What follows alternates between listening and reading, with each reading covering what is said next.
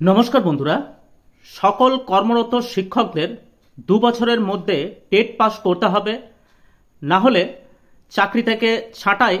Supreme কোর্টের একটি ঐতিহাসিক রায়কে নিয়ে কাল থেকেই শিক্ষক মহলে একটি শোরগোল পড়েছে। এই নিয়ে আমরা বিস্তারিত জানব এই ভিডিওতে। সম্প্রতি ভারতের সুপ্রিম কোর্ট কর্মরত শিক্ষকদের টিচার এলিজিবিলিটি টেস্ট অর্থাৎ টেট যোগ্যতা নিয়ে একটি যুগান্তকারী রায় দিয়েছে। এই রায়টি বিশেষ করে সেই সমস্ত শিক্ষকদের জন্য গুরুত্বপূর্ণ যারা দীর্ঘদিন ধরে শিক্ষকতা করছেন কিন্তু তারা টেট উত্তীর্ণ নন। মহারাষ্ট্রের একটি মামলার পরিপ্রেক্ষিতে এই রায় আসলেও এর প্রভাব সারা দেশের শিক্ষক মহলের একটি আলোচনার বিষয় হয়ে উঠেছে। পশ্চিমবঙ্গতে যেসব শিক্ষক বা শিক্ষিকারা আছেন তাদের মধ্যে বিভিন্ন রকম প্রশ্ন দেখা দিচ্ছে।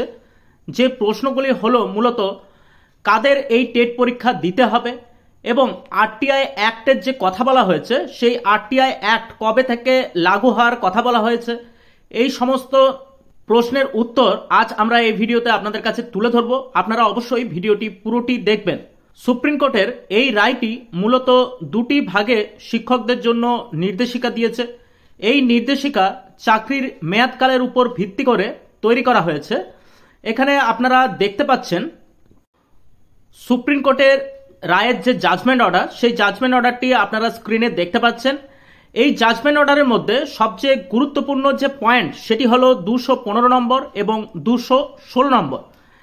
এই জাজমেন্ট কপি অবশ্যই আপনারা হয়তো আগেই পড়েছেন, তাই এই নিয়ে আমরা বিস্তারিত আলোচনা করছি না। শুধুমাত্র এই 215 এবং 216 নম্বরের যে গুরুত্বপূর্ণ কথাগুলি বলা হয়েছে সেই গুরুত্বপূর্ণ কথা নিয়ে আমরা আপনাদের জানাচ্ছি।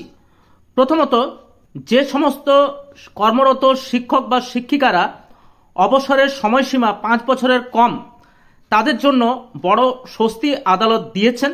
এই রায় অনুযায়ী এই শিক্ষকদের নতুন করে টেট পরীক্ষায় বসার প্রয়োজন নেই এবং তারা তাদের চাকরি মেয়াদকাল সম্পূর্ণ করতে পারবেন এবং স্বাভাবিক নিয়মে তারা অবসর গ্রহণ করবেন।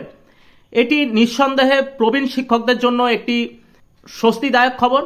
কিন্তু পরের যে পয়েন্টটি আছে, বিভ্রান্ত সেইখান থেকে সৃষ্টি হচ্ছে, যেখানে বলা হয়েছে যে সমস্ত শিক্ষক শিক্ষিকারা চাকরির মেয়াদকাল এখনো 5 বছরের বেশি রয়েছে, রাইট টু এডুকেশন আইন কার্যকর হওয়ার আগে নিযুক্ত হয়েছিলেন, তাদের জন্য আদালত একটি নির্দিষ্ট সময়সীমা বেঁধে দিয়েছে।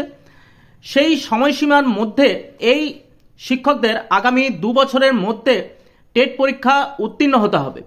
এই সময়সীমার মধ্যে যোগ্যতা অর্জন না করতে পারলে অর্থাৎ টেট পরীক্ষাতে উত্তীর্ণ না হতে পারলে তাদের চাকরি নিয়ে অনিশ্চয়তা তৈরি করবে।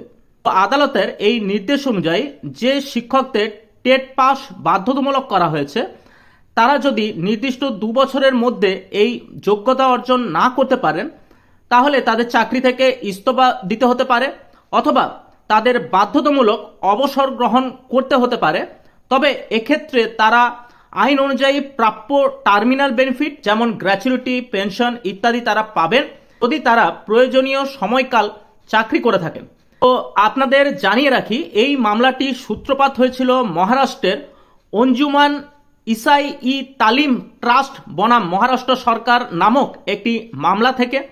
সুতরাং এই রায়টি প্রাথমিকভাবে মহারাষ্ট্রের জন্যই প্রযোজ্য। পশ্চিমবঙ্গ শিক্ষকদের এখনই এই রায় নিয়ে আতঙ্কিত হওয়ার কোনো কারণ নেই। যদি এই নিয়ম পশ্চিমবঙ্গে কার্যকর হয় তবে রাজ্য সরকার প্রথমে বিভিন্ন নিয়মাবলী এবং বিজ্ঞপ্তি জারি করবে। তাই পশ্চিমবঙ্গে কর্মরত যেসব শিক্ষক শিক্ষিকারা আছেন তাদের জন্য পরামর্শ হলো তারা যেন এই বিষয়ে অযথা দুশ্চিন্তা না করেন এবং পরবর্তীতে সরকারি কি বিজ্ঞপ্তি আসতে চলেছে এই নিয়ে সেটির জন্য তারা অপেক্ষা করতে পারেন। এই জাজমেন্টকে কেন্দ্র করে কয়েকটি প্রশ্ন দেখা দিচ্ছে, যে প্রশ্নগুলি আপনাদেরকে আমরা জানিয়ে রাখি। এক জায়গায় উল্লেখ করা হয়েছে 29/7/2011 অর্থাৎ এনসিটিইর 23/8/2010 সাবসিকুয়েন্ট নোটিফিকেশন। তাহলে সেক্ষেত্রে কাট অফ ডেট কোনটা ধরা হবে, 23/8/2010 না সাবসিকুয়েন্ট নোটিফিকেশন 29/7/2011? এবং 2 নম্বরে যে কোশ্চেনটি দেখা যাচ্ছে সেটি হলো অনেকে 100 এবং 90 নম্বরের টেট কোয়ালিফাইড, সেক্ষেত্রে এগুলি কোয়ালিফাইড হিসাবে ধরা হবে না ধরা হবে না, এইটি একটি 2 নম্বরের কোশ্চেন। এবং 3 নম্বরের যে কোশ্চেনটি হলো সেটি হলো 23/8/2010 পূর্বে যাদের জয়নিং, তারা একটি নির্দিষ্ট রুলের মাধ্যমে জয়নিং, তাদের ক্ষেত্রে কি এই রুল লাগু হবে? এই সব বিভিন্ন প্রশ্নের উত্তর নিয়ে আমাদের এই ভিডিও সেকেন্ড পার্ট আসতে চলেছে। আপনারা চাইলে আমাদের এই চ্যানেলটি সাবস্ক্রাইব করে রাখতে পারেন। পরবর্তী ভিডিওতে আমরা বিভিন্ন প্রশ্নের উত্তর দেওয়ার চেষ্টা করব এই রায়কে কেন্দ্র করে, এবং আমাদের পশ্চিমবঙ্গ থেকে যদি এই নিয়ে কোনো বিজ্ঞপ্তি প্রকাশ করে তাহলে সেই বিজ্ঞপ্তির ভিডিও বা সেই বিজ্ঞপ্তি নিয়ে কি বলতে চেয়েছে সেগুলিও কিন্তু পরবর্তী যেসব ভিডিওগুলি আসতে চলেছে সেই ভিডিওতে দেখানো হবে। অবশ্যই আপনারা চাইলে আমাদের চ্যানেলটি সাবস্ক্রাইব করে রাখতে পারেন। আজ এই পর্যন্তই, দেখা হচ্ছে পরের নতুন ভিডিওতে।